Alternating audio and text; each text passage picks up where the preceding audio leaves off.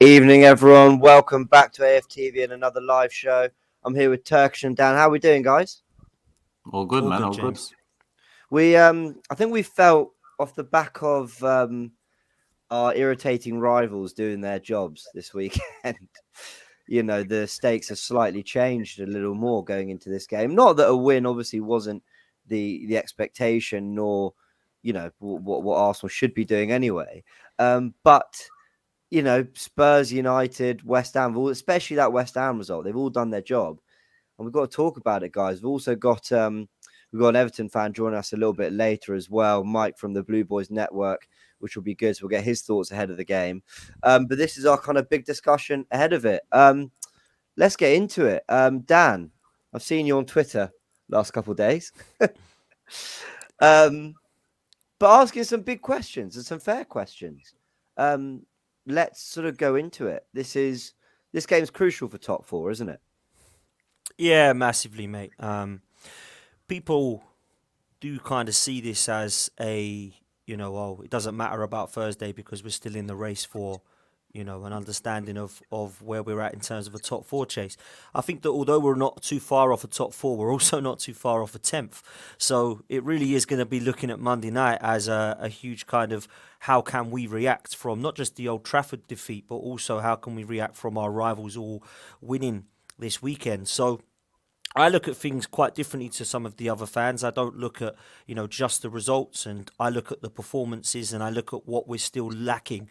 And I think it's quite clear. You don't have to be, Einstein to work out that we don't really score too many goals going forward, and that against the top four, we've now conceded 14 goals and taken 0 points. So might be better defensively, but it only seems we're better defensively against teams that are below us.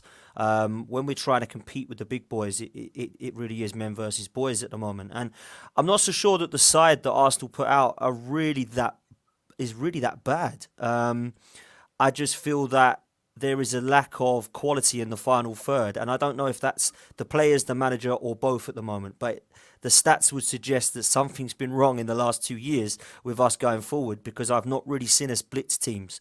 And I didn't expect to blitz Liverpool, Man City or Man United, but I do expect to blitz Newcastle and Watford. And when people are getting excited by beating them 1 or 2-0, I can't join that party, I'm afraid, because I'm not convinced by that. So it's okay saying trust the process and trying to back up your opinions as to why this process is working, but I need to see more than a 1-0 win at Watford, Burnley and Norwich, if I'm honest, to get too convinced. When we get up against the big boys, we try to prove ourselves and say how far has this team come. I don't think anybody was expecting to win, but I would have liked to have tried to take a point, James, from the top four, if I'm honest, and we've got nowhere near it. So we've conceded 2 goals against Chelsea, 3 against United, 4 against Liverpool and 5 against Man City.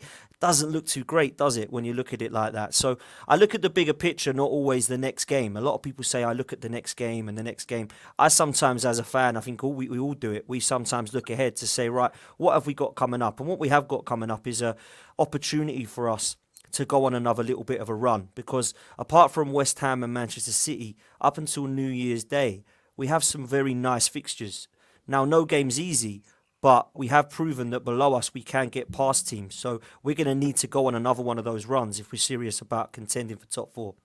Yeah, I got to say, there's not a lot there that, if anything, that I disagree with. And I think you are right to ask the bigger questions about, look, we're winning these games, but you do question the manner of them a little bit. You do question how convincing we look. And then you go to Old Trafford and you think, well, that's an opportunity to prove a point. And while I thought there was some okay football there, played there, and I thought we deserved something out of the game, ultimately still not a level we accept. Turkish, talk to me, man. You were at Old Trafford. How are you feeling? Thanks for reminding me. Sorry? Thanks for reminding me. Yeah, sorry. Yeah. You were at Liverpool. You were at Old Trafford. Well, sure, you're an Arsenal fan. That should be enough, really. Yeah. But like a couple of days on, going into Everton, like I guess my question is, did you learn anything from that game in terms of? I don't mean learn anything. You could say the club's just where it has been for a few years now. But did you learn anything about this particular group, particular individuals that we felt maybe we could trust? Maybe we're not there yet. Did you learn anything from it going into the Everton game? I don't think so. I don't think I learnt much. I predicted a draw. And if I was going to lean one way, it probably would have been to United. Yeah. And that's because it's just what, I'm used to going away from home against the big sides until that kind of changes. And that only changes through Arsenal and form and performances and results. It's hard to predict otherwise. So I don't think I learned much. Like, I know our defense looks a lot better this season. It's a lot fresher. It's definitely a lot fresher in terms of personnel. And there's a lot more to get behind there. So you could say that you've learned that maybe they're not quite as complete yet as we would have hoped. Mm-hmm. But even that, I think that's an easy assessment to make anyway. Even prior to going into that game, it's still very early on in that back five's career. It's only been 10 to 15 games together max. Attacking wise, we've had attacking problems for a couple of years now. Yeah, we have. These problems date back to when Oba was banging in 2025 a season. When Oba was banging in 2025 a season, he was scoring 80% of our goals. That's not sustainable. There was always a worry that if Oba's goals dry out, when Oba's goals dry out, what's going to happen? Because 20% is not sufficient to carry a club, even through 8 to 10 games of poor form, let alone a season and a half that Oba's been having. So, it was evident from a while ago, and we just haven't managed to fix it. Arteta's only made one attacking signing in Odegaard, right? He's obviously relied on the promotion of Emil Smith-Rowe, Saka. Martinelli was here from Emery's time with Pepe. They don't really seem in favour with Arteta. And then you have Oba and Lacard. Not much has changed over the years, so it's hard because on one hand we had a good window. We've spent 150 mil and we've got a lot of good young players in that so far have been good, and we're all happy with them. Probably Odegaard being the one that there's question marks over, but I believe in his quality, and I believe hopefully he pulls through and becomes a good player for us.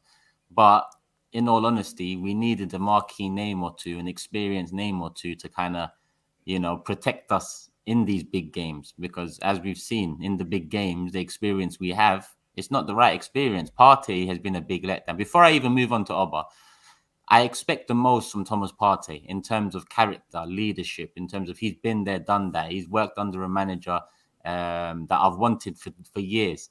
If you've asked me over the years who can rival Pep and Klopp, I would have said Simeone. Obviously, Tuchel's doing a decent job so far this season, but we'll see how it ends for them. But Partey for me has been a massive letdown so far. It's only a year and a half he's been here. He hasn't played 10 games in a row for us. Yes, these same excuses were made for Pepe about a year ago too. But time will tell. I look at Oba, and I don't think time will tell with Oba. I think time has told with Oba. I think it is what it is now. A year and a half after signing that, I'm not putting his form just down to signing that contract. I'm not saying he took the money and he decided to down tools.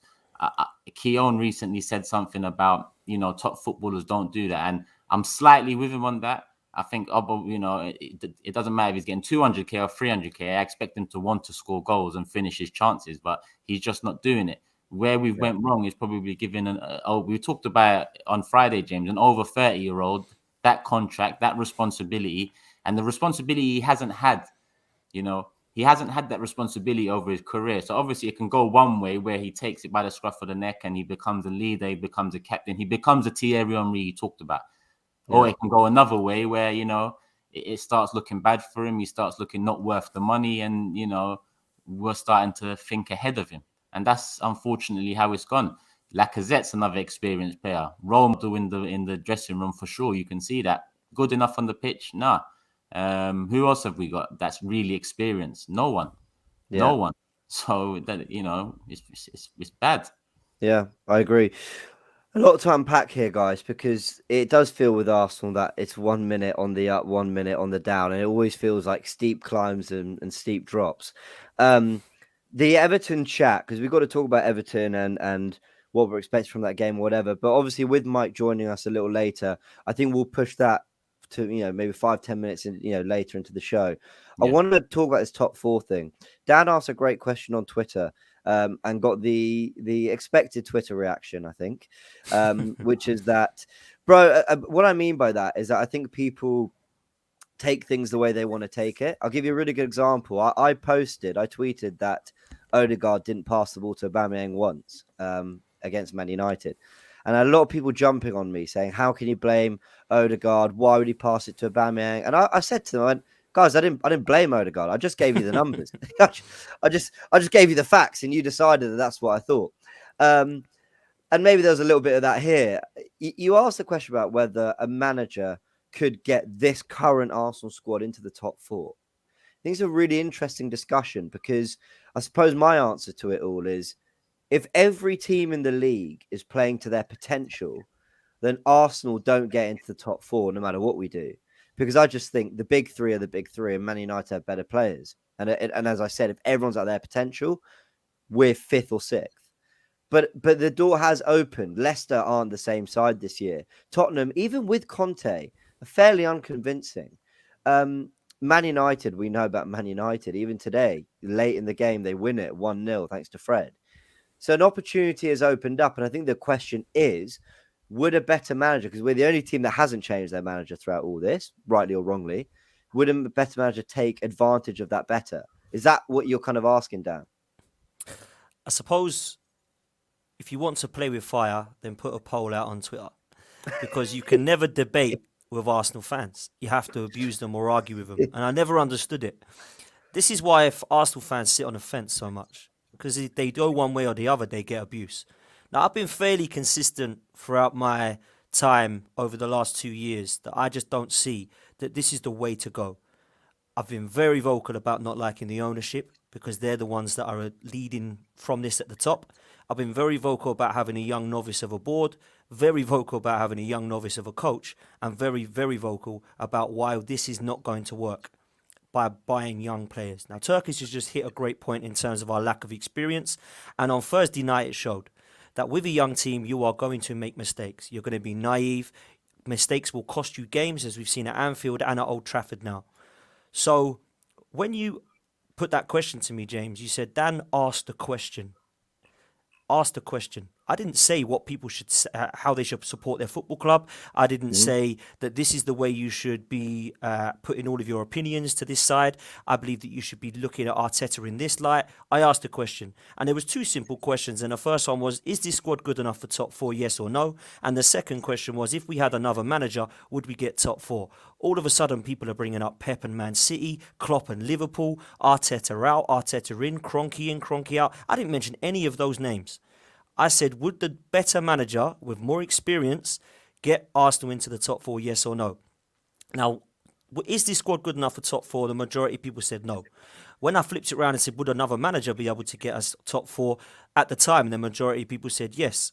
So that to me points at one man. It means the manager's not good enough. Since then, and since I've come out on Twitter and said, this is interesting, let's ask another one, all the Arteta-ins are gone, no. And now all of a sudden, no, it's not Arteta's fault. It's that the players aren't good enough again. Which, let's be honest, over the last 2 years is what the majority of the fan base believe. That it's the players, it's not the manager. Well, I put back to those fans, how many transfer windows does this guy need?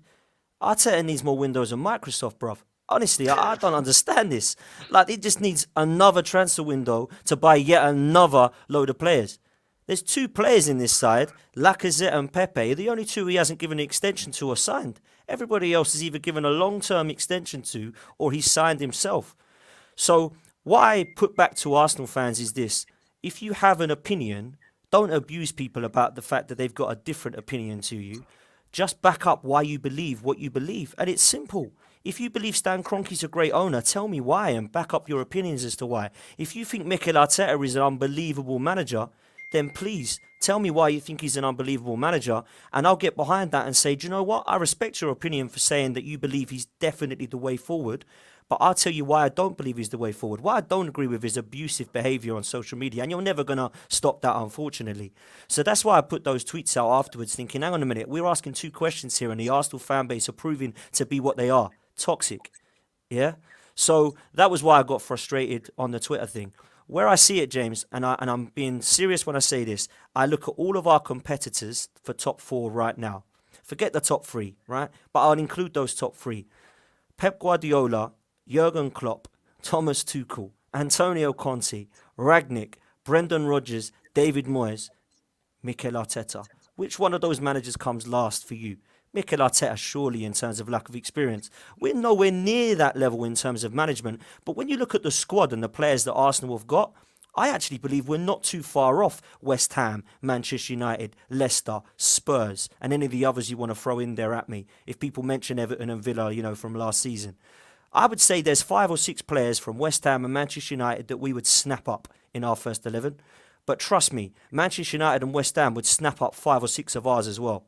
So I don't think we're miles away, like people are saying. And I think that top 4 is 100% on. And I think that you're right, James, when you say if everybody was playing at their best, Arsenal might just miss out on top 4.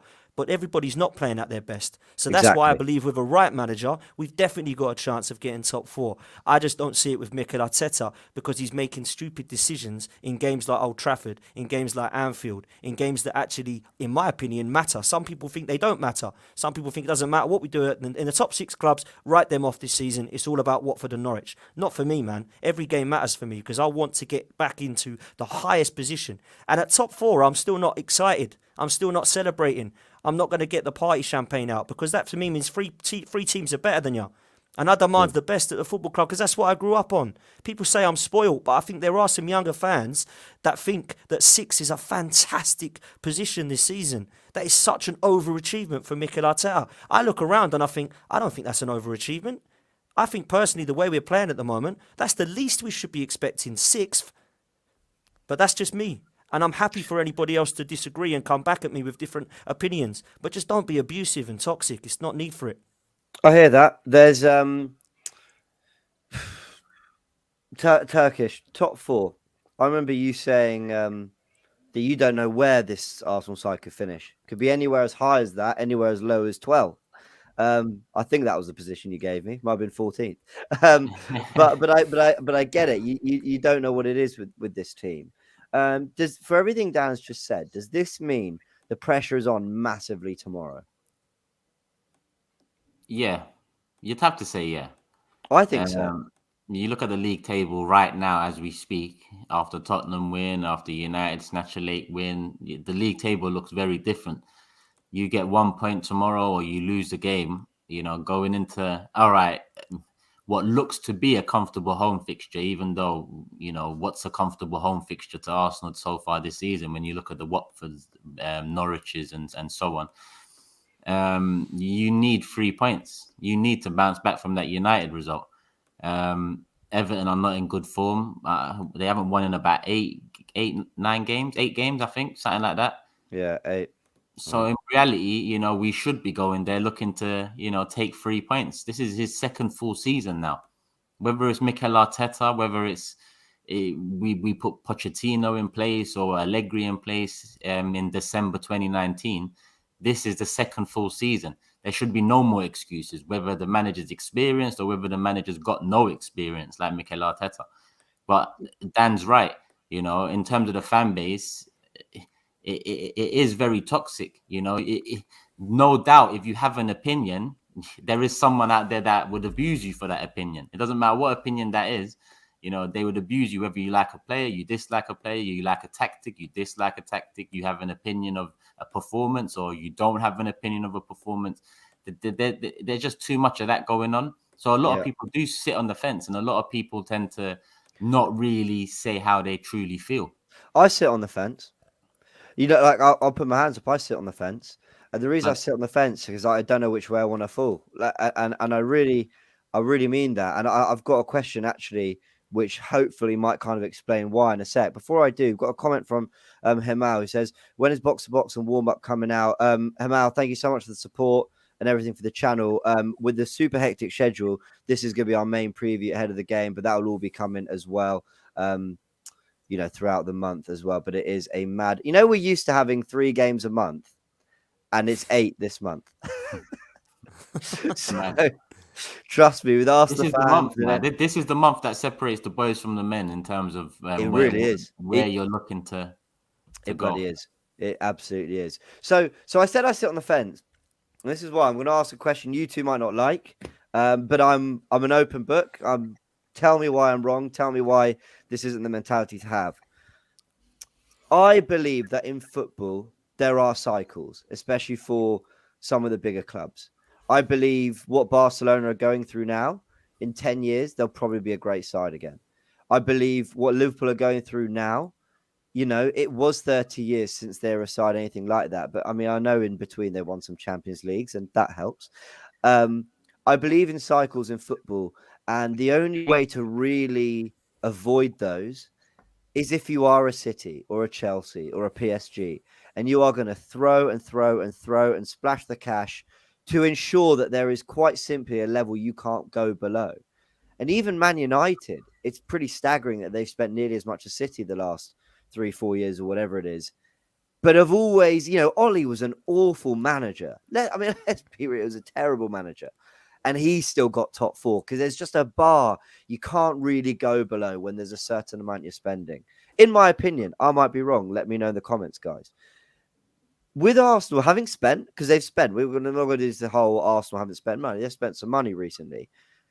Is there an argument, and I don't know if I'm coming or going with this argument, that the club have looked and gone, let's go for a young manager who has a terrific reputation amongst young coaches and those in the game. Not proven, not a CV, but he's got the reputation and the potential, let's say. And give him a very young team and a very young, supposedly progressive board doing new things. And we will benefit from that work in the 3-4 years coming. But it is a long, arduous, bumpy process. But one that I can see how it could. When I look at Ben White and Gabriel and Ramsdale, those things give me confidence that there's something in that.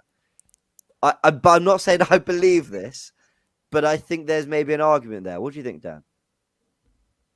So I've always given Arteta and Edu credit for what they've done off the pitch, because I think removing the culture and looking towards a younger regime was always the plan. And I think some of the signings that they've got, or the majority of them actually, have probably been good. I know that they've got the Willians wrong and the Ceballos is wrong and the Cedric's wrong and the Runnerson's wrong. You're going to get that, unfortunately.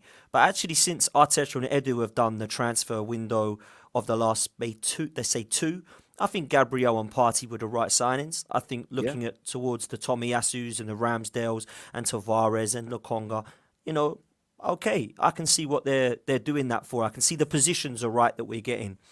We do need some experienced heads in there. We can't just go all young. And my kind of argument as well, when people say we're now doing a new regime, which is looking at a new implement of young players, haven't we already done this twice and failed at it? Because I saw that in 2007 with Fabregas, Van Persie, Nasri, and then I see it when that didn't work. I didn't see us winning a Premier League title or a Champions League through that. We went through Wilshere and Ramsey, and then that didn't work. So then we went through another regime, and I didn't see us win a Premier League title or a Champions League in that either. And now it's about Saka and Smith-Rowe's and Martinelli's. And all of a sudden, this is a new regime now. Same ownership, by the way, as the previous two generations. But it's a new regime that we can now trust. Why? Why do we trust this? Why are we that gullible to think that we've not done this before and failed at it twice? That we had kids that couldn't win anything, that we were trying to win league titles with Senderos and Giroud at the back, that we then went forward and tried to keep the likes of has-beens of Mikhail Silvestre and Peter Cech and Kim Karlstrom, that we then tried to do it again by signing Willian and David Luiz. When are we going to learn that this isn't the right thing to be doing? And it's because it's under the same ownership who are clueless to who they employ. They get people in on the board that do not know what they're doing. And then it's all about, the future with Arsenal. It's never about the now. We're always that in 5 years it'll be great. Well, what happens in 5 years when Saka and Smith-Rowe go to Newcastle and Man City or Chelsea? Because that's what's happened in the last 10 years. But I don't understand that people can be so gullible, in my opinion. So that's my kind of answer to that, James, in that we've done this before. Yes, it looks nice at the moment because it's exciting young players coming in. If they don't win nothing and show progress, they ain't going to stay here. You think Bukayo Saka and Smith-Rowe, just because they're Hale boys, are going to sit there for 10, 15 years like Harry Kane's done, and just because they think it's the right thing to do to be loyal and win nothing, they want trophies. They want to be playing at the best. Because to be fair, in 5 years' time, I expect them both to be playing at the best level because they've got everything in their locker to be. Gabriel Martinelli's another one. So I like the fact that we think that this is going to be completely different, but it's going to be a Wilshere and Ramsey situation and a Fabregas and Van Persie one, in my opinion, because it's the same ownership and the same philosophy and the same regime, because it's the same owner who's employing people who don't know what he's doing, don't know what they're doing. So I would say now, if you said to me, what would you like to do, Dan, to try and concrete a top four opportunity, I'd go and get Ten Hag and Overmars, because I believe that they can get the best out of a young team, bring a style of football which I don't think we've got at the moment, and actually score some goals by playing attractive style of football. I don't see that with this guy. I really don't. Yeah, fair enough. That bubble's just burst. But no, look, Dan, No, you yeah, I bring up get good it. points, though, James. You bring up good points, and I can see why people are talking about that. I can see why people are looking at it as the new regime, and this is a great future. But I have seen it twice before, over a generation of 10 years now, and it has not worked. Turkish. That question. I mean, Dan's answered that like perfectly. I've got to be honest. um, when I mentioned cycles and maybe Arsenal are just going through one of their bad periods, do you? Not that we should ever. Not that we should just sit here and go one of the bad ones. It'll get good eventually. You got to make it happen for yourself. Obviously, you can't just wait for it to work. But is there, do you buy into that, or do you just think no? We're a big club. We need a proper owner. And we need the Chelsea model or the City model. If we're not investing money, and that's what we're saying is the difference, then the problem is we don't have then that's an ownership problem. It means we're not run like a modern football club. Is that fair? Oh, I think you're on mute, mate. Sorry about that. It's probably not fair to ask to be like Chelsea or City, because their money's endless. But it's fair to ask to show ambition, and that's what this ownership has failed to do over and over again. No one's saying don't believe in youth. I want to believe in youth. I want Halen boys to make it through and stay at us for 10, 15, 20 years, retire, become legends. I want that. I wanted that for Jack Wilshere. I wanted that for Fabregas, not a Halen boy, but when Fabregas came over, done what he done earlier, and I wanted that for Fabregas. We all knew he was going to go Barca in the end, but if we had a more competitive team at the time, he would have stayed a bit more. It's like now, at the end of the day, what we do now will affect Saka's next 2-3 years, Emil Smith-Rowe's next 2-3 years, Martinelli's next 2-3 years, Saliba. I don't even think he's got a future at the club, but if people do, then what we do now will affect what they think of Arsenal and how Arsenal are viewed, like what the last 2-3 years have done for the club's image. The club's image hasn't got any better. It hasn't got any better, and that's all down to the owners. And Dan pretty much got everything bang on. Every situation you talked about, bang on. Fabregas' situation, the Wilshere Ramsey era. This is another youth project that they're ramming down our throats. But the reality is these young players need some protection around them. And if they're going to just hang them out to dry, it will end the same way the other two youth projects ended, with Ramsey seeking to move away on a free, Wilshere not making it because the amount of pressure on his shoulders and the burden of the football club was pretty much on him when he was coming through. That was our next shining light, like Saka and Emil Smith-Rowe are the next shining light. But let's not fool ourselves to think that we haven't been through this already. Let's learn from our mistakes. I don't think. Go on. I don't think we'd be in like this close to top four at this moment in time. Obviously, other teams around us are performing poorly as well. But January will say a lot for what this ownership really wants. Do they want to go and get it? Or do they want to see what happens? Like every other January this club go through. More often than not, January comes and if Arsenal need a striker, we won't do it. If Arsenal need a defender, we won't do it. That's the sort of thing that has to change in order for me to think this board is changing. I'm not asking them to go spend another 150 million in January. I'm asking them to go get us a striker because we've got fucking problems up front. And for everything you just said about the youth and all that, it's the title of this show is Are Arsenal Under Pressure? But when we say that, the pressure is weighing down probably on the shoulders of Smith Rowe and Saka, because it's them who have given us our best moments this season And I hate last that, season. James. I can't stand that, and that's what I hate, because Saka and Smith Rowe are getting quite a lot of abuse by some fans. These kids are young. Do you know what I mean? That's These really kids are mad, young. isn't it? Oh, they've been so poor. They've been so poor the last few games. They look knackered. Yeah, of course they do, because they've had so much football and they've had so much pressure on their shoulders that, the only thing that I suppose I can compare, which was different to Fabregas and Van Persie, is that they had Vieiras and Henrys and Bergkamps to learn off of. Saka and Smith-Rowe are trying to learn off of Lacazette, Aubameyang, Bellerin, Xhaka, El Neni. Like, come on, this is a different league, in my opinion. And like people say that you can't win anything with kids, and people say that Man United did. Who were Man United kids surrounded by? Gary Neville and Paul Scholes and Beckham and Giggs came through with players like Brian Robson and Paul Ince and Cantona and Steve Bruce. So they were all experienced heads that had won Premier League titles. These kids are coming through with people that have not won anything. Like at this, I think Kieran Tierney's our most decorated player because of what he won at Celtic. None of the other guys have won anything. Like, that's poor to have to come through and say that I'm your main guy. I'm only 20, but everyone's looking at me because the others can't do anything. That's poor when it gets like that. So for me, I think that moving forward, we need to look at kind of more of a balance, in my opinion. And I feel like the manager has to prove in the next coming games that we can improve in the final third. And the best way to do that is to beat Everton convincingly on Monday night. Yeah, agree. We've got Mike here. We're going to bring him in any second. But yeah, we've got a super chat from KD. Says Turkish absolutely spot on. Youth is a good way forward, but we need more than that. We need more than that. Turkish, what do you think we need to do to keep up with other teams? So let's put that for January. Turkish, to try and keep up and make a real fight at top four. What do we need? Really, a striker and a centre mid, but I'll take a striker. Yeah, fair enough.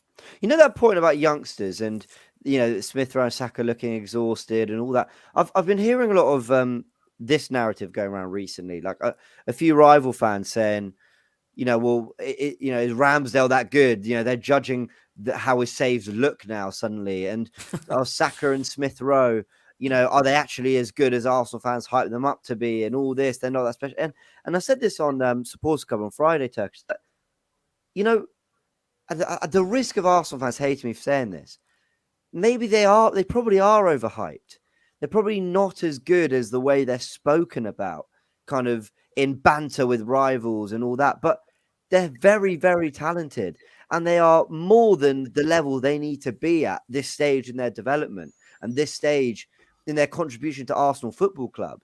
And the only reason people are going, well, they're even that good, is because we're looking at Saka to be our Mo Salah. We're looking at him to be our devastating right winger. And of course, he's nowhere near that level, but he shouldn't be of that importance to this team. It's not fair on him. He is already better than he really should be at this level of at this stage of his development. And he's definitely got far too much responsibility in this team. And I agree with you guys. It's just not fair on them. I feel for them. You really wanted. I like Odegaard, as like you said, Turkish. I'm with you. I think he'll come good. I like him a lot, but it's another young player. He's also 22, I think. And you're right. Where are the players around them just to, be the guys to take it on their shoulders when it gets tough? Anyway, that's my bit on that. I just had to say that I feel for them, and they're supremely talented youngsters. But they'll only get better. But they need help at the moment. I agree. We've got Mike. We're going to bring in now. Mike from the Blue Boys Network. He's an Everton fan. We're going to go into this game now because there is pressure on Arsenal, but there's a lot of pressure on Everton as well. And I think that's the crucial thing here. Some interesting news about a bit of a shake-up upstairs as well. Let's bring Mike in. Hey, Mike, how you doing? Welcome to AFTV. Yeah, good. Thanks. Cheers for having me, gents. How are we? All yeah, good, very man. good, man. All good, Mike. Good. Mike, I'll sort of leave it between all of us just to throw you questions, but just quickly, how how are you feeling? It's a big one for you guys after what happened in the derby just the other day. Well, yeah. I mean, you guys would have saw the reaction. I was guest on the Don Robbie channel, as you know, and it was a tough game for Everton, as expected. Everton are quite honestly on their arse at the minute. The performances aren't good enough. The manager hasn't really bought into the club, as you mentioned. There's been a shake-up on the board today. But our issues are so deep. It's mad, actually, because 12 months ago, me and Turkish did a preview on my channel. And it's almost like I'm having the same conversation, but almost in reverse this season. Because it's like, the boards don't seem to have any direction. The director of football, up until obviously today, I don't know what he was adding.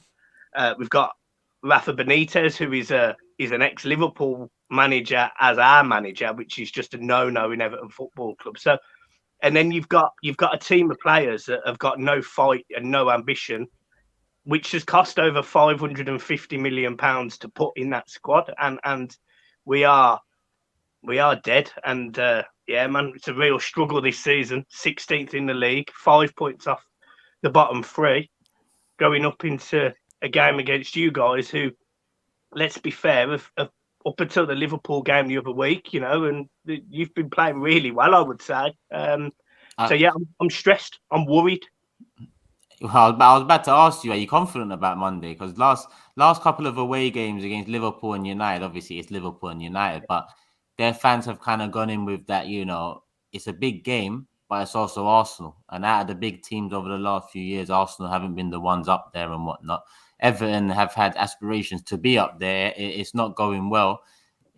Rather than ask you, are you confident, is the writing on the wall for Benitez as well if you lose the game on Monday? Yeah, Benitez has got to be the next one out of the door. We've got a tough run. We've already had a tough run. We played Chelsea and Man City in a row, and Liverpool, and you guys, and Leicester, and Man United in the last 6 games. It's been tough, but yeah, when Arsenal are coming to Goodison Park, Everton as a team have no confidence. The fans are completely targeting the board. There's going to be a walkout in the 27th minute. This should be an Arsenal win, and I haven't done a preview on my channel just because of personal things that are going on in my life at the minute. But I think it should be 3-0 Arsenal. I really think we're that bad. Yeah. Wow. Dan, I'm amazed. I'm amazed by it. Dan, how are you feeling about the game?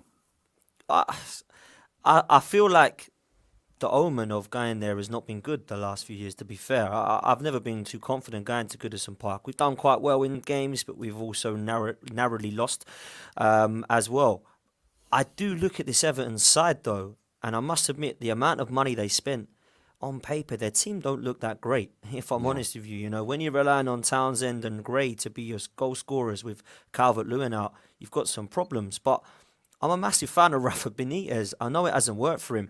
I'm a huge fan of what he's done in football. I think he's really, really achieved a lot of great things. And it was a bit of a strange one, him going to Everton, obviously, because of the Liverpool link. But I thought he was going to do well there. And when they started, I thought, there we go. They've got the manager right. They're flying. How can he turn Gray and Townsend into Robin and Ribery? Do you know what I mean? It's looking exceptional, some of the goals they were scoring.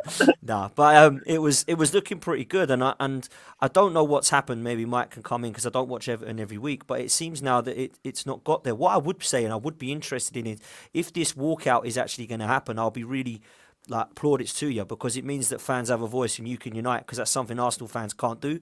We all want Kroenke out, but we're not doing anything about it. We're just sitting there and moaning. So for you to actually get together and have one voice, and if you do a walkout and make your voices heard, then fair play to you. But in terms of the actual game, I'm expecting to win tonight just because Everton are in such bad form. But this is Arsenal. We can turn up and the mentality can get to us, and we could drop points at this game if Everton turn it on. And it might be that it's the game like was at Manchester United which give them a lift. It might be that the players get up for the fans because they can hear how annoyed the fans are and they go out there and impress. We just don't know what we're going to get from either team on Monday. So it's going to be interesting. But I do expect an Arsenal victory. Because Benitez has put a lot of faith in some of those names you mentioned, Dan. And one of the names that's not going to be on the lineup, Mike, Calvert-Lewin, and he's been linked to Arsenal a lot. Is he what people think he is? Is his potential that high? Would he be a good fit? He's not the sort of player that gets the ball down and beats people like that. That's not his game. But his game is, if you put the ball in the box, he'll score. If you don't ask him to do one-on-ones because he can't, but you put the ball in the box, he'll get a leg to it. He'll put his head on it. He's brave. He's bold. Calvert-Lewin is probably everything that Arsenal need if they're going to be putting the balls into a box. And again, I'll go back to last season. We mentioned it at the time. You've been linked with Calvert-Lewin for a while, and I said at the time, I says, look, it's a bit of a sideways move. You've got Arsenal who maybe are regressing at the time, and you've got Everton who, under Ancelotti and all that, were progressing, and it didn't make sense for the move. If you come in January now and offer Everton the right amount of money, and we need to sell because of financial fair play, Calvert-Lewin will walk into that Arsenal team and he'll really deliver for you guys. And that when you're talking about needing a striker, Turkish, that makes me worry because Everton also need to keep our striker if we want to stay in the Premier League. That's how bad we are. You've got FFP problems, yeah? Mega FFP problems like Everton's financial. We made £180 million loss last season and £103 million loss the season before. Okay. Technically, on paper, we're still £35 million in the red, so we could still get done by it. Yeah. Wow. Yeah, and actually, when you look at Calvert-Lewin and the bits I've seen of him at Everton, and I look at what Arsenal try to do under Mikel Arteta, I see exactly how a Calvert-Lewin fits that. It's the coming short, it's knocking it. And there were times as well where last season we were spamming crosses into the box. We'd kind of build our way wide and we'd get it into the box. And, you know, it's very easy to criticize the style of play and it's very easy to criticize the delivery of the ball. But I tell you what, crosses look a whole lot better when it's a Calvert-Lewin attacking them than when it's someone else. It just causes, you know, a different kind of sense of danger. I was going to scrap with Adam in the comments. James is a greedy sod. There's no way to stay there. He falls out with a lot of coaches and his lack of professionalism. He means James, doesn't he? He's talking about James Rodriguez. Yeah. So we're good, Adam. We live another day, me and you. I did see that. I thought, what have I done? I've been giving plenty of airtime to everyone else. I've just been trying to play host here. This also does, I've got to say, completely off topic, but I've got to mention this: 40 mil for a Whoopi. Yeah, what happened there, Mike? Mate, but this epitomises Everton. Like that epitomises Everton spending. You know, I think there was somebody did a calculation. Everton has spent 200 million on good players and 360 million on bad players, and Iwobi definitely probably is top of the worst players list on there. He's terrible, to be honest. I have no idea what Everton were thinking because we were linked that day. We were linked with Wilfried Zaha. We'd had a £65 million bid rejected. We were linked with Decore at the time, and we were linked with bringing back Kurt Zuma. And that deadline day, we ended up with Iwobi. I was dead. I was finished. He's a weird player, Iwobi. I remember him at Arsenal, and I felt. Do you know the role I think he suits? This is going to sound crazy. Is kind of what Smith Rowe's doing now, the kind of wide number 10, because he was always kind of neat on the ball, and he had a little bit of flair, a little bit of something, but I think he lacked conviction in everything he did. Like I knew he kind of could dribble, but like he never looked like he believed he could, and he'd always in front of goal hit it with his side foot. That's what you noticed at Everton, like in front of the goal. You just wanted to blast it, and there's always like a little pass, like a roll to the keeper. He runs like a penguin. Like he runs like an actual penguin. Like the ball will be at the deck, and you'll see him start to dribble the ball, and he can beat a man. Like a man comes to him, he can beat a man, no problem. Yeah, that's what I mean. He's got something about him. But my man, when he gets into a situation, as you said, it's like his head doesn't quite compute with what he's trying to do. Like I've genuinely seen Iwobi be in front of goal and pass it backwards, one-on-one, pass it backwards, like through the defenders that are chasing him to Richarlison. Like, it's a shocker, mate. It's a shocker. I think he's a player who always worked hard for Arsenal and he gives his all, but the quality just wasn't there for me. And I thought when you came in with an offer, I thought, wow, I was howling, if I'm honest. It was like, yeah, go on then. when you make us look good in the transfer window, yeah, you know, there's a problem. Mate, the issues with Everton's recruitment over the years are actually laughable. Like they are laughable. You only need to mention like players like Balassi, Iwobi, Rondon, Cenk Tosun, Walcott. You know, Walcott, £20 million. What was going on there, man? Walcott was a shocker. It's just shocking, and because we've had now so many managers in so many years, all of these players have all different philosophies, all different ways of playing, and all trying to fit in one way. And it's just a dead team, mate. Honest to God, I've got to be honest. this is one I got wrong. I don't need to out myself like this, but I will. I thought Balassi was going to be a really shrewd bit of business. I thought he looked a world beater at Palace. Good work, but yeah, again, never happened. There's William Balance. What's funny with Everton as well, you lot basically have Usmanov behind you. So Yeah. Yeah. I always thought, the future would be bright for you guys. It hasn't been so far, but I think a lot of that future was put on Marcel Brands, and he actually had a good reputation before coming to you guys. So, do you have a lack of belief in Mashiri, Usmanov, or do you think they're already? Yeah, mate. I'm done with them. 5.5 years in, I'm finished. Like, because if you look at where Everton were when Mashiri, Usmanov, and all of that happened, and they bought out of Arsenal and come over to Everton, etc. Everton had a team that consisted of Lukaku, Ross Barkley, John Stones, Ralas, Delafeu. Like, it was a good Everton side, good players. Finished 5th a season before. And now we're here. Like, we're here, and we're still hearing that, the director of football, Marcel Brands, potentially wasn't even allowed to make decisions regarding transfers. Now, what is his job? There hasn't been a youth player come through Everton's academy, bar Gordon, which, no disrespect to Gordon, but he's not a Saka. He's not a Smith Rowe, and he never will be. I hope he proves me wrong, but I just don't think he's ever going to be at that level. So the last top player we bought through our academy is Wayne Rooney. And how many years ago was that now? 20. Wow. Like, it's just the whole ethos of Everton Football Club is done, and no fan can get behind it. This is why this walkout's so important, because Marcel Brands, yes, leave because I don't know what you do.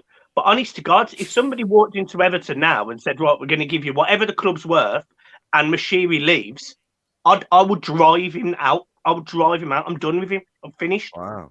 Because he won't even communicate with us anymore. He communicates via TalkSport. He comes out after the Liverpool game and does a we're going to back Rafa comment. By the way, no Everton fan I know wanted Rafa, but, we are where we are.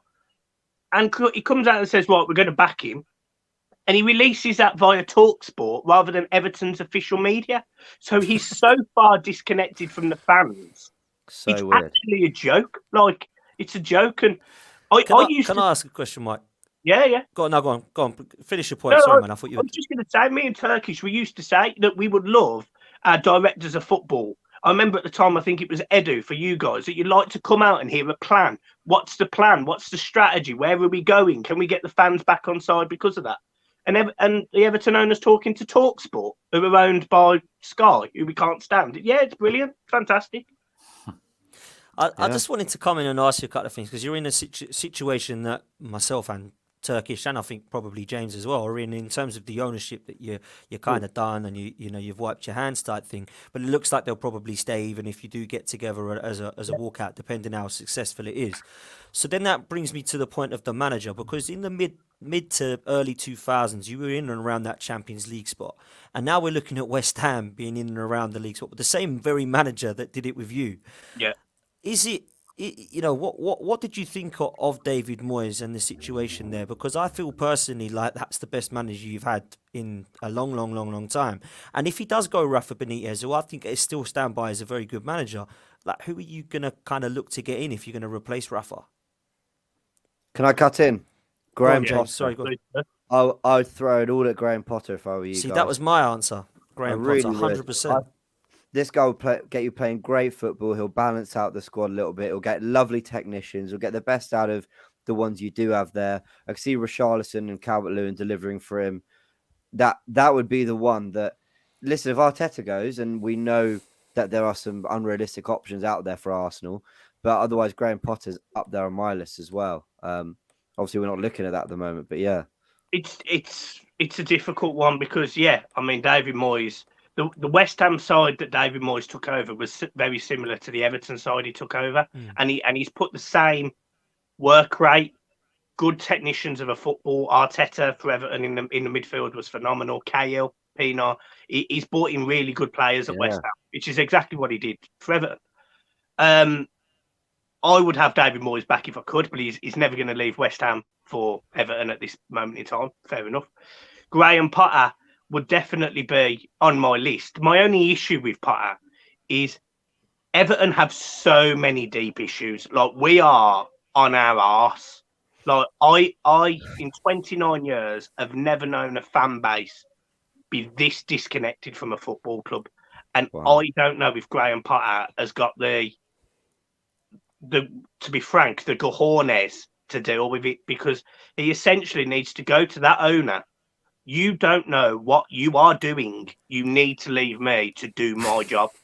And you're asking a man that is fundamentally funding the entire operation to back off. That's a huge thing. Yeah. I saw the comment there about Duncan Ferguson. You could give Duncan the job for a few games, even to the end of the season. But again, we're going back to people who have no experience. And I would love it that Duncan Ferguson goes to a club, does some training, does some understanding. You know, like you've seen with other managers like Lampard, like Gerrard, like Rooney's doing with Derby. Go out and gain that experience and then come into Everton. We're not a starter project. If anything, we're something you got to get your teeth into, and you've got to have real minerals as a manager to get into. It's so fascinating that, you know, what you're not prepared to accept is what I think a lot of Arsenal fans have had to. Mate, That's I was exactly just what I gonna was say, thinking. spot on. It- All three of it us. is- You could That's see what I our was thinking. faces as soon as Yeah. Mike was talking. You watch all three of our faces are like, wow, that's Everton not wanting Yeah. Duncan Ferguson to come into the job, but we're prepared to allow Arteta Yeah. to come in, who's never had a job before.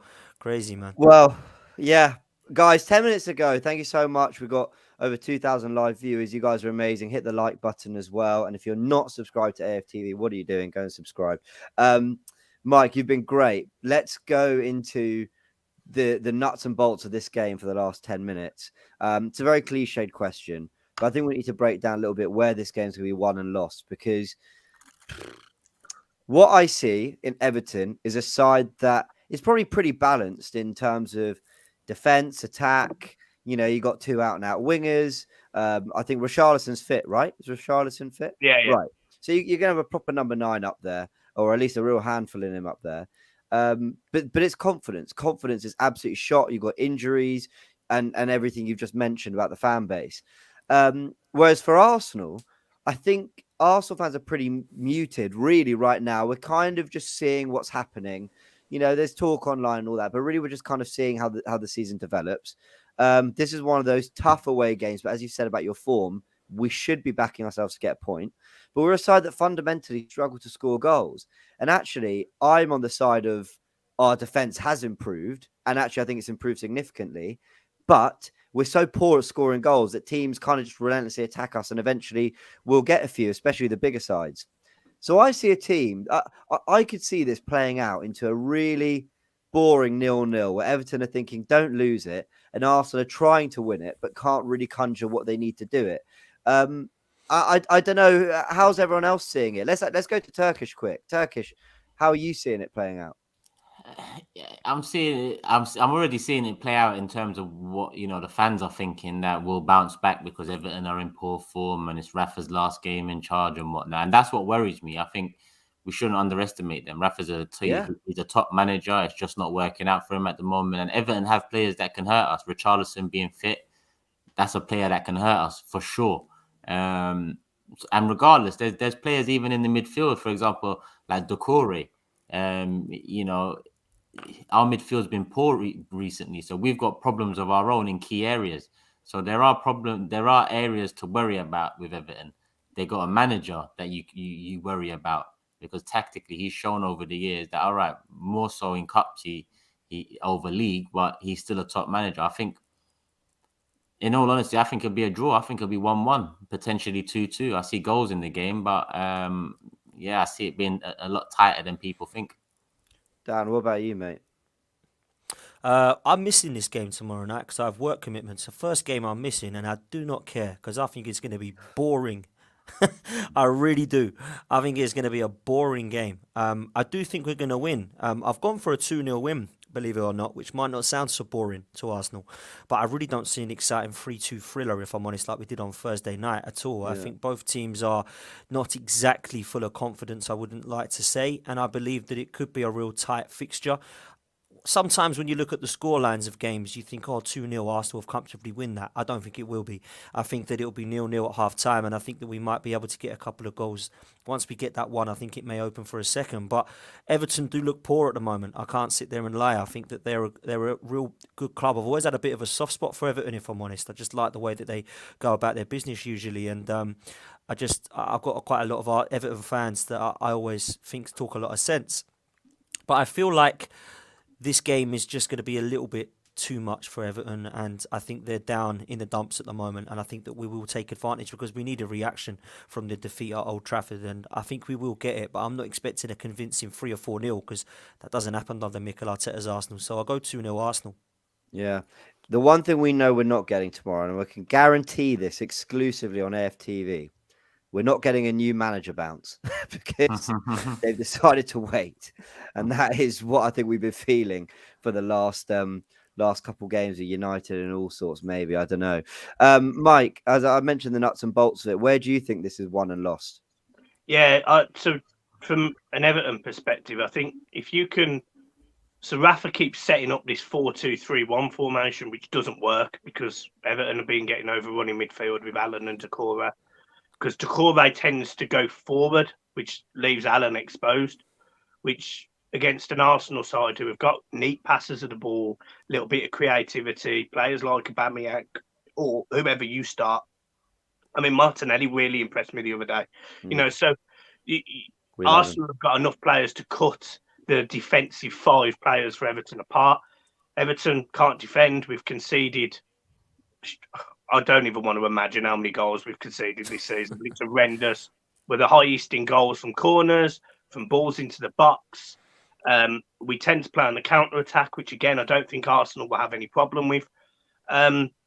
This game's won in midfield. If you out-battle us in midfield, you win this game comfortably 2-0, 3-0.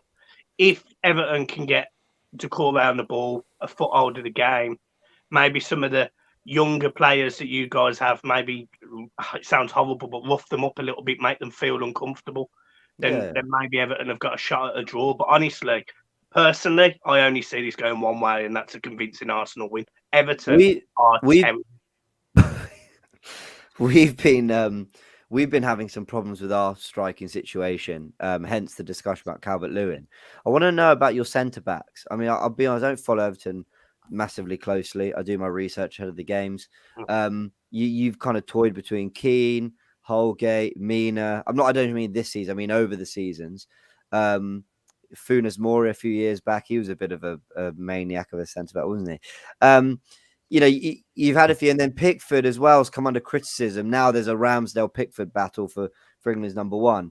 But this is very much an Arsenal-related question because we're looking for Aubameyang to get going. What's the feeling around the Everton centre-backs? Are they just exposed by kind of what's in front of them? Or are they poor players? Is Aubameyang going to have a bit of joy, do you think? Oh, yeah. So you've got Michael Keane who isn't a centre-half. He's not a footballer. And if he is, I'd love to know how he's managed to do 10 years in top-flight football because he can't move. He's about as mobile as the Titanic. Then you've got Ben Godfrey, who's had a poor season by his standards. Godfrey, yeah, that's it. Yeah, you've got Mason Holgate, who equally shouldn't be in the Premier League.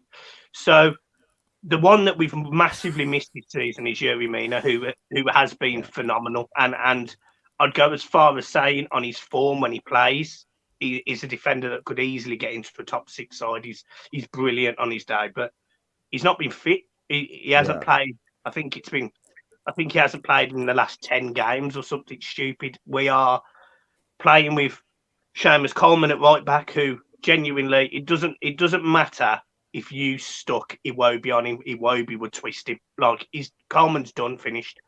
Luca Dean is being asked to defend more. His quality's going forward, not going backwards. So he's getting twisted. So look, if Aubameyang, and I'd actually go as far as saying I would personally, the one who I think would be really dangerous in this game is actually Lacazette, because I think if you get Lacazette in and around the 6-yard box, he's so clever in terms of like that little sly movement.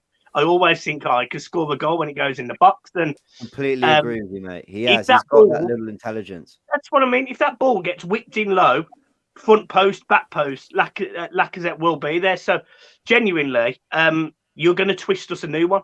You are. Defensively, we're shit. Bloody hell. I Sorry. love the honesty, man. I love the honesty. No, That's you know what it is? Like I know people want Everton fans and opposition fans to come on here upbeat, and obviously, like, this is a huge platform for me, and I'm very grateful for the opportunity. But I will be real with you, and at the end of the day, Everton are 16th in the league, below a lot of poor teams. I think Norwich are only 5 points behind us, and this was a team that 6 weeks ago was sitting in the top 4. And it was exactly the same last season, and we finished 10th. The team have got bottlers all over the pitch. The manager, whether people like him or not, personally, I had nothing really against Rafa when he come in, but he can't work with this Everton team because he's not setting it up correctly, in my opinion, to go and get results. We're getting dicked every game, and it's partly because he's not sticking an extra man in midfield. Then on top of that, you've got the fans who have completely turned on the club. Like, we just want a strategy, a plan. And you've got a director of football who we didn't know what he was doing and has now been relieved of his duties. And you've got a chairman who is literally like giving a 4-year-old a machine gun. Like, he's just mad. He's absolutely mad. He doesn't know what he's doing. He's putting the trigger everywhere. Like, we're spending money left, right, and centre. And now when you take it off him, he's having a strop and Everton are falling apart. That's exactly what's going on. So, honestly, from Arsenal fans' perspective, I'd be really confident going into this game. Well, let's see if it plays out that way, guys. Because we're all here. We're all saying it. Arsenal should win, but there's something. Everton, there's only a handful of clubs in the league, and Everton are one of them for me, that whenever we go to Goodison, I always say, forget the form. It's never a nice place to go.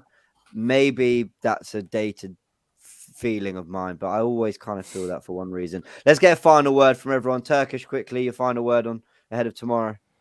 It's nice to see Mike confident. No, digging me out, yeah. You know what? Swear down. I thought a year ago, we're making that transition. I'm going to be on the Big Six show with Turkish. Turkish going to be nowhere near it. I even thought Turkish might need to like lose his hosting privileges, man. I thought I was going to have to do it, and now look at us. We're going to need a bottom 6 show for us. I'm telling you. You're coming soon, people. The small 6. Imagine that. Shit 6. The shit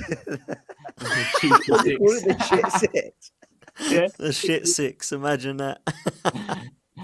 I got to say, there's a great spin-off in that. Just very quickly, Turkish. We know we can find you on AFTV, but where else can people find you? Social media at Turkish LDN. There you go, and his channel. Check out the Big Six and all that. As we've just not the shit 6. That's to come. That's the spin-off. We're all very excited for. That'll be hosted by me every Wednesday. Opposite, whenever the Big Six is on, it's on the opposite days. You're hired, mate. You're hired. I love it, Dan. As well, mate. You've got a stream coming up tonight, I believe.